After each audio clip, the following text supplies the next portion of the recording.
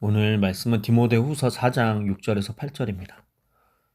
전제와 같이 내가 벌써 부어지고 나의 떠날 시각이 가까웠도다. 나는 선한 싸움을 싸우고 나의 달려갈 길을 마치고 믿음을 지켰으니 이제 후로는 나를 위하여 의의 면류관이 예비되었으므로 주 곧 의로우신 재판장이 그날에 내게 주실 것이며 내게만 아니라 주의 나타나심을 사모하는 모든 자에게 두니라. 아멘. 오늘 말씀 제목은 선한 싸움의 끝은 면류관입니다. 선한 싸움의 끝은 면류관입니다. 여러분, 우리가 이 믿음의 삶을 살 수 있는 이유는 끝이 있다는 것을 알기 때문입니다. 끝이 있기에 우리는 오늘을 견디고 버티고 지나갈 수가 있는 거죠. 우리는 결승전을 알기 때문에 마라톤을 뛰고 졸업을 알기 때문에 공부를 하고 그 수학의 열매를 알기 때문에 농부는 땀을 흘립니다. 그러니까 끝이 없다면 사람들이 이렇게 버틸 수 있을까요? 여러분, 끝이 없다면 사람은 버틸 수가 없습니다. 이 신앙도 마찬가지예요. 기도가 당장 응답되지 않아도 기도하는 이유, 손해를 보면서까지도 정직하게 살아가는 이유, 세상의 유혹을 거절하며 믿음을 지키는 이유는 단 한 가지죠. 하나님께서 준비하신 끝을 알기 때문입니다. 꽤 됐는데요. 한 2주 정도 된 것 같아요. 2주 정도 전에 이제 그 디모데전서 6장 12절에 믿음의 선한 싸움을 싸우라, 이 말씀을 가지고 나눴었는데요. 바울은 디모데에게 한 얘기죠. 믿음의 선한 싸움을 싸우라, 디모데전서에서. 그런데 오늘 디모데 후서에서는 같은 바울이 지금 약간 다른 고백을 하고 있어요. 어떤 고백이냐면 나는 선한 싸움을 싸우고, 그러니까 디모데 전서는 싸우라는 명령이었고 디모데 후서는 싸움을 마친 사람의 고백입니다. 디모데 전서가 이렇게 출발점이라면 디모데 후서는 결승선인 거죠. 바울은 결승선에서 이 뒤를 돌아보면서 이야기를 합니다. 힘들었지만 후회는 없다. 눈물도 많았지만 헛되지 않았다. 이런 고백을 담아서 나는 선한 싸움을 싸우고 라는 이 고백을 하고 있는 거예요. 바울이 이렇게 고백할 수 있었던 이유, 그리고 바울이 그렇게 살아갈 수 있었던 이유는 선한 싸움 끝에는 하나님이 계시고요. 또 하나님이 준비하신 면류관이 있기 때문입니다. 여러분, 이 선한 싸움은요, 눈에 보이지 않는 곳에서 흘린 눈물의 시간이에요. 오늘 보니까 전제와 같이 내가 부어지고 라는 표현이 있는데, 이 전제는요, 구약의 제사에서 포도주를 제단 위에 마지막으로 모두 쏟아붓던 제사의 모습입니다. 그러니까 그 제물을 불태우고 마지막으로 이 포도주를 쏟아 부어요.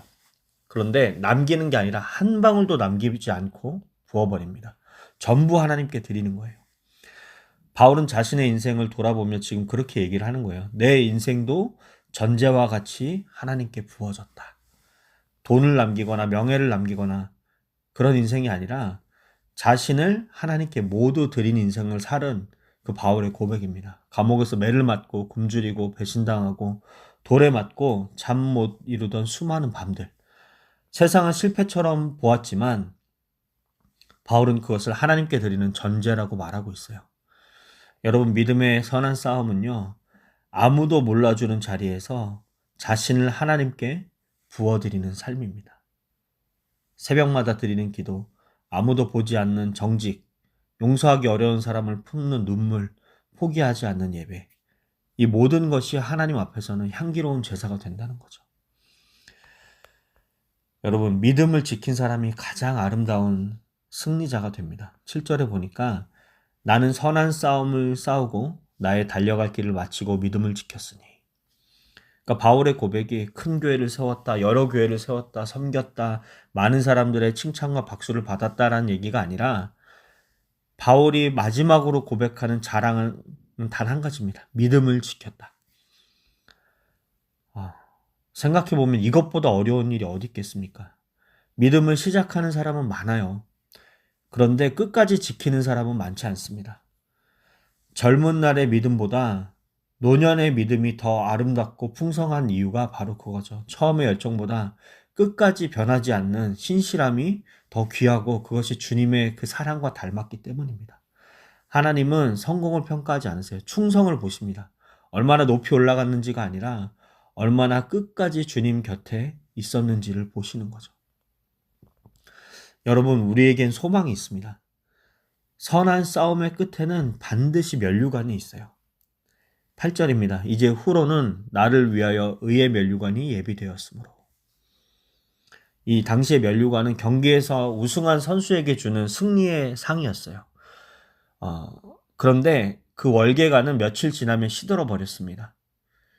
하지만 여러분, 하나님이 주시는 면류관은 영원히 시들지 않는 면류관이에요. 놀라운 것은 바울이 말한 면류관은 공로의 대가가 아닙니다. 은혜의 선물이에요. 왜냐하면 주시는 분이 의로우신 재판장이시기 때문입니다. 세상은요, 우리의 수고를 잊어버립니다. 사람들은요, 우리의 눈물을 기억하지 못해요. 그런데 의로우신 재판장이신 하나님은 기도했던 밤도, 인내했던 시간도, 포기하지 않았던 믿음도 단 하나도 잊지 않으세요.